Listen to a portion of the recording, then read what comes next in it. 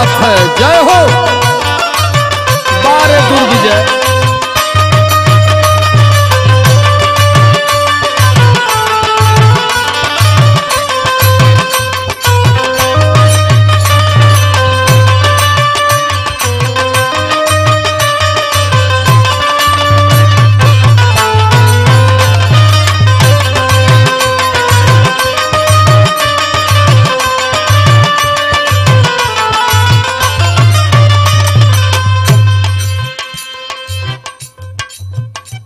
ऐ मेरे भारत के 85 मूल निवासी मेरे शूद्र साथियों, ये गीत जा रही है मूल निवासी म्यूजिक मंच की ओर से। थोड़ा इस चैनल को सब्सक्राइब भी करिएगा, लाइक भी करिएगा, कमेंट भी करके बता दीजिएगा। और हमारे बीच में हमारे शानदार कवि बीके सिन्हा साहब हमारे साथ संगत कर रहे, हमारे बाबू सौरभ सम्राट, हमारे संतोष कुमार जी, हमारे दुर्विजय बाबू, हमारे छोटू बाबू, हमारे सुबच्चन जी, हमारे गोलू, हमारे अनिल, जितने भी साथी हैं, हमारे मन्नू भैया, हमारे राजन भैया, हमारे जितेंद्र भैया, सभी लोगों को पहले मैं सादर जय भीम के साथ अपने बहुजन समाज में जन्मे सभी महापुरुषों को कोट कोट नमन वंदन करते हुए दुनिया में मानवता का संदेश देने वाले तथागत भगवान गौतम बुद्ध, नारियों को सम्मान, भारत को संविधान और पिछड़े मूल निवासियों को स्वाभिमान का जीवन देने वाले बौद्ध सर बाबा साहब पूज्य B.R. अम्बेडकर जी की चरणों में श्रद्धा का सुमन समर्पित करते हुए बहुजन नायक मान्यवर कांसी राम साहब को नमन करते हुए मैं अपने गीत की शुरुआत कर रहा हूं। मित्रों, बात को पहले समझ ले। मेरे इस गीत का शीर्षक है पिछड़े मूल निवासियों का इतिहास। हमारे इतिहास को ब्राह्मणों ने कैसे कुचल दिया। महाराजा बृहदत्त की हत्या करके पुष्पमित्र सुंग चला साकेत नगरी, जो आज अयोध्या के नाम से जानी जाती है, स्थान बना लिया। इस धरती से बौद्धों का समापन करवाया। वाल्मीकि नाम के ब्राह्मण को बुला करके फर्जी उन्होंने रामायण तैयार करवाया।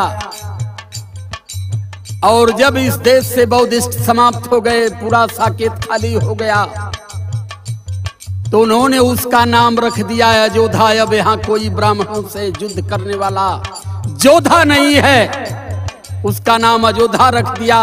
धीरे धीरे वो अयोध्या आज अयोध्या हो गई, जहां फर्जी राम के नाम से वो अयोध्या नगरी और राम का मंदिर बन रहा है।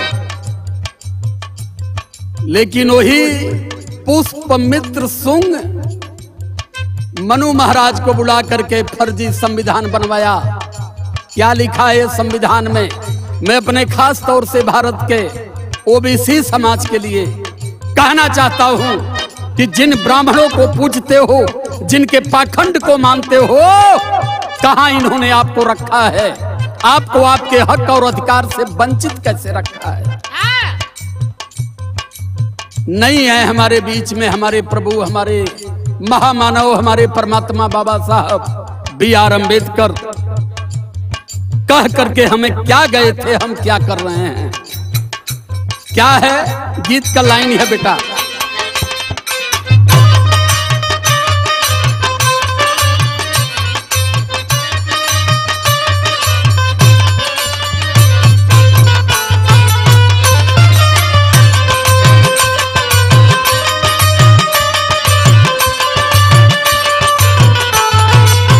जय हो। सोच लो मेरे भारत के वासी, सोच लो मेरे भारत के वासी, शूद्र हमको बनाया गया है।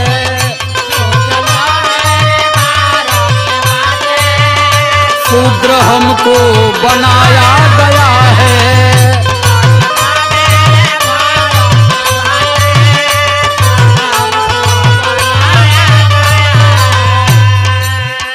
सोच लो मेरे भारत के वासी, शूद्र हमको बनाया गया है,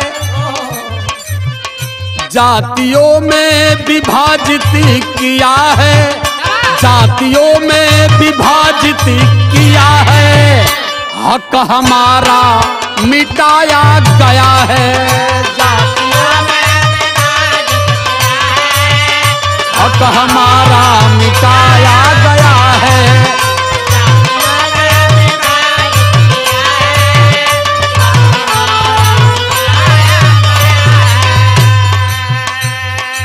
बात को समझते चलें। इन्होंने मनु महाराज ने मनुस्मृति लिखी।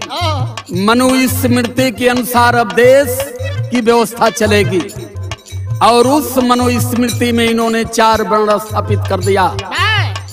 विदेशियों को श्रेष्ठ बनाया और यहाँ के मूल निवासी अहिर चमार कहार कोहार माझी कुर्मी मल्ला चौहान राजभर जितने भी पिछड़े समाज के ओबीसी एससी एसटी समाज के लोगों को उन्होंने शूद्र बना दिया। हम श्रेष्ठ हैं किसमें? पाखंड में, झूठ में, झूठ का पहाड़ बनाने में हम श्रेष्ठ हैं। इसलिए भारत में हमें श्रेष्ठ मानना चाहिए। ब्राह्मण, क्षत्रिय, वैश्य, बाकी जितनी 5643 जातियां हैं ये सारे शूद्र हैं। जितनी भारत के मूल निवासी हैं जिनकी संख्या आज भारत में 85% है। कहा कि तुम शूद्र हो और सुनो तेरा अधिकार हमारे मनुस्मृति के अनुसार क्या है, क्या है? थोड़ा शहर के लाइन में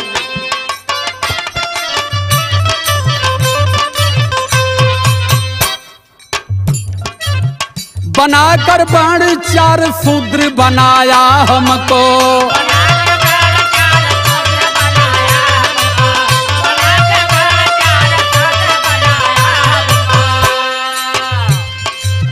झूठा पाखंड में ब्राह्मण ने फंसाया हमको,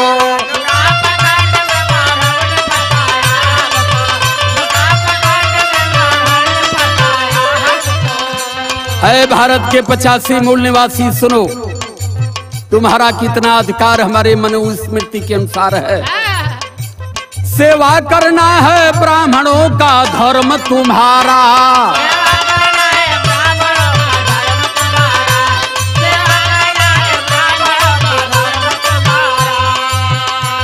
भेजेंगे हैं बैकुंठ में है काम हमारा,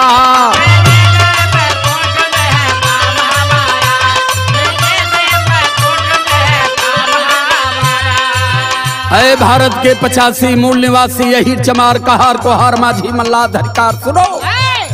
हमारी मनुस्मृति बताती है कि तुम्हें केवल ब्राह्मणों की सेवा करना है और ब्राह्मण का काम है कि जब तुम मरोगे तो इस सेवा के बदले हम तुम्हें सीधे बैकुंठ में भेजेंगे। और क्या कहा कि ध्यान रहे, शिक्षा सम्मान सत्ता से दूर ही रहना,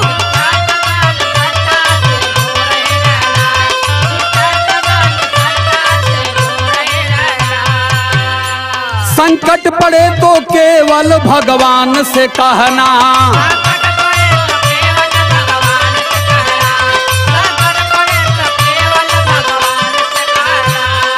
है भारत के शूद्र साथी, आपको शिक्षा से, सम्मान से, सत्ता से दूर रहने की हिदायत मनुस्मृति में दे दी गई और उसमें एक कह दिया गया कि अगर आप पर कोई बड़ा संकट पड़े तो सीधे भगवान का नाम ले लेना, तेरा संकट खत्म हो जाएगा। लेकिन धर्म पाखंड की बात करके, धर्म पाखंड की बात हमको सोच करके सिखाया गया है, धर्म पाखंड की बात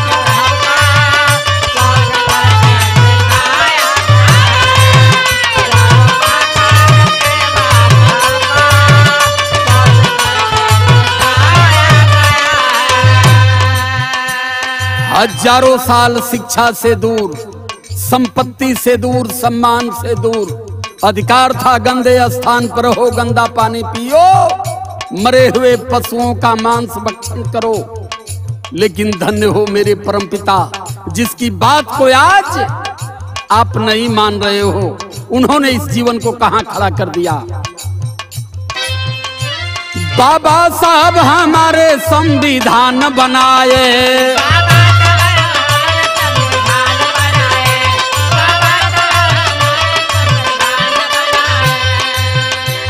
शिक्षा व ज्ञान सत्ता की चाबी थमाए।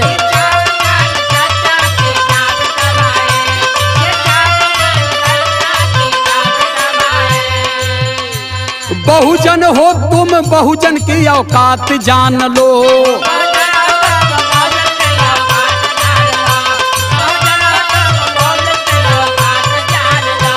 भारत के मूल निवासी मेरी बात मान लो।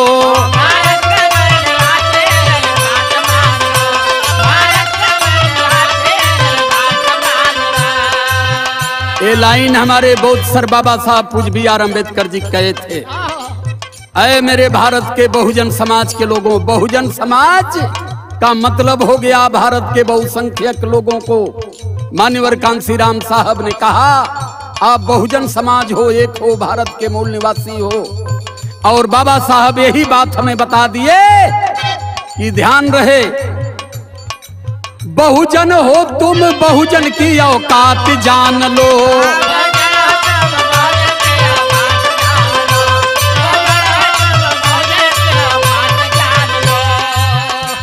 भारत के मूल निवासी मेरी बात मान लो।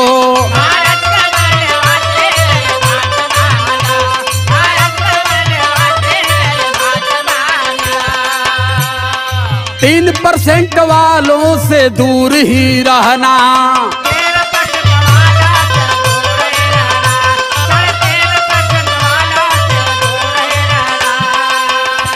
सत्ता रहेगी हाथ में, सम्मान तू करना।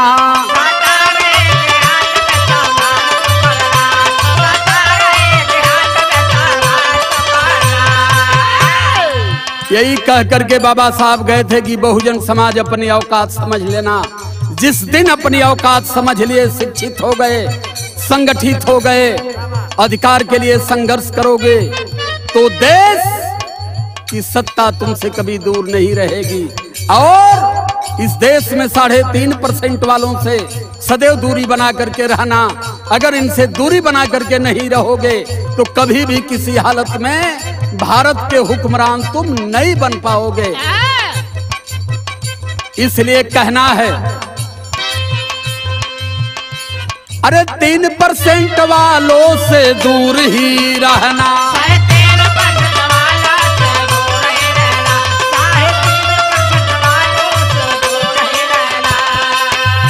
अरे सत्ता रहेगी हाथ में, सम्मान तू करना। बात कह कर गए मेरे बाबा, बात कह कर गए मेरे बाबा, मूर्ख हमको बनाया गया है। बात कह कर गए मेरे,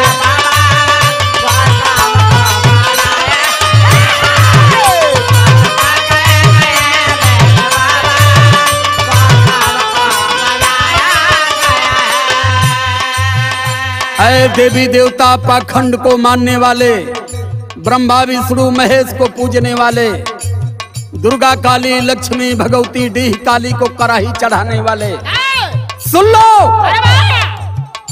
मेहनत से भीम जी के हम आजाद हो गए।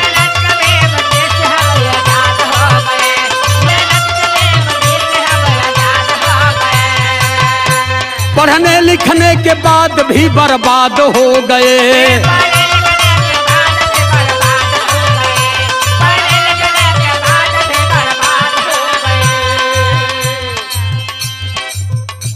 पाखंड ब्राह्मणों का हम तो त्याग ना पाए।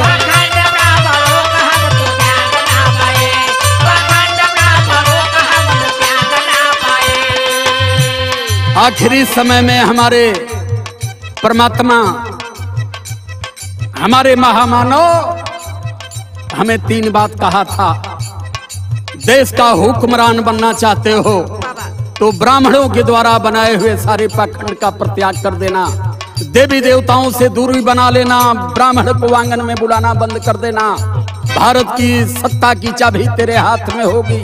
अगर इससे दूर नहीं हट पाए तो निश्चित रूप से तुम फिर बहुत पीछे चले जाओगे।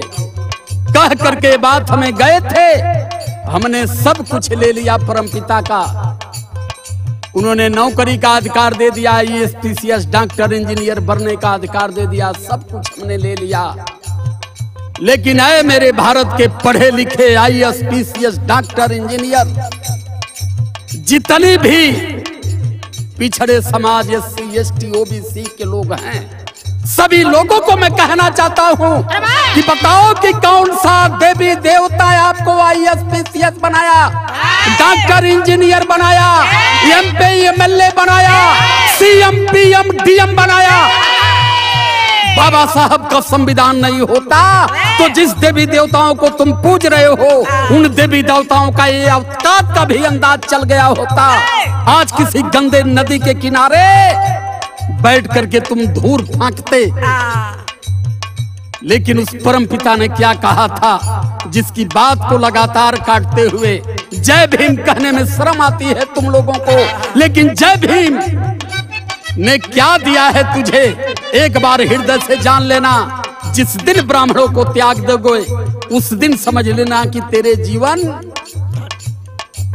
धन्य हो जाएगा और तेरा एक नया जीवन मिलेगा। इसलिए पाखंड ब्राह्मणों का हम तो त्याग ना पाए,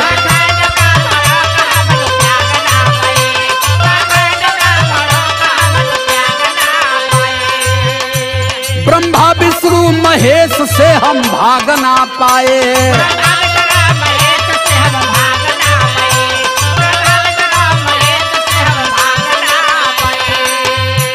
चक्कर में इनके सारा अधिकार लुट गया,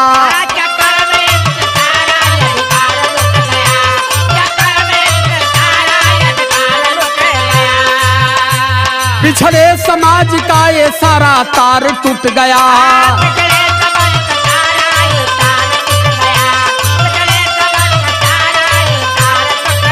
अरे पिछड़े समाज के सत्ता शासन का तार टूट गया।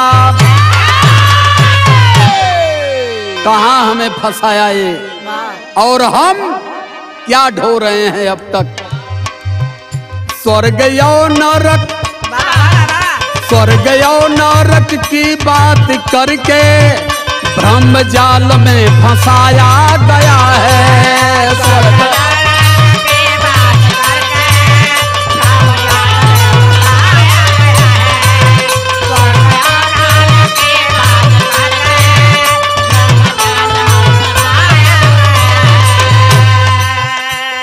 कहे थे भीम जी हमको, कहे थे कि मेरे भारत के 85 मूल निवासी अपने आप को समझ लेना, उस दिन ब्राह्मणों का पाखंड तेरे समझ में आ जाएगा। कहे थे भीम जी हमको बनो इंसान भारत में, कहे थे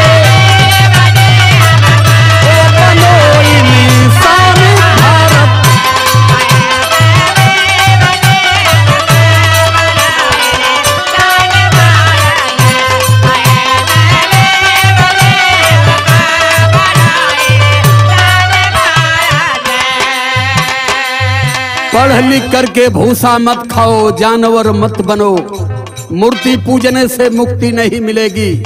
मुक्ति अगर लेना है तो माता पिता की सेवा करो, स्कूल में जाकर के अध्ययन करो, तब मुक्ति मिलेगी।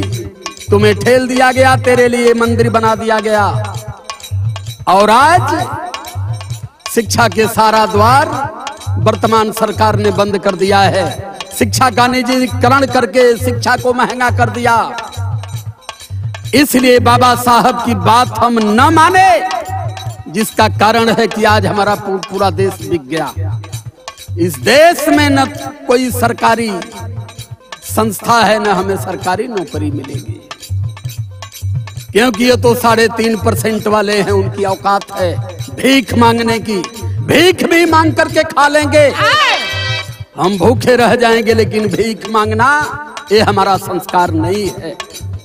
इसलिए उन्होंने कहा कि हमें सत्ता शासन और सरकारी व्यवस्था से क्या मतलब है। ये पिछड़े मूल निवासी पढ़ करके सारी सरकारी नौकरी पर अपना अधिकार ठोक रहे हैं, आरक्षण की लड़ाई लड़ रहे हैं।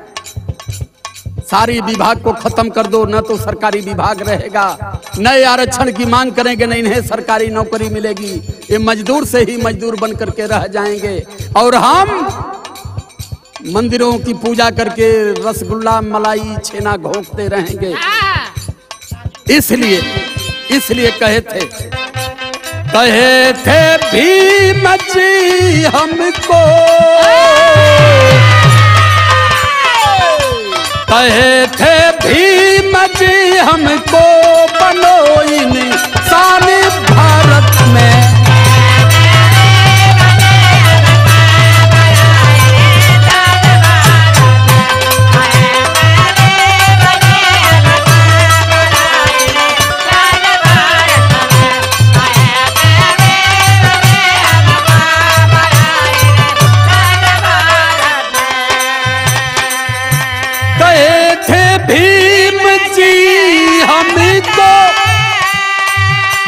बनो इंसान भारत मेरे, बनो इंसान भारत में। रहेगा सत्ता तब सबको मिलेगा सम्मान, भारत रहेगी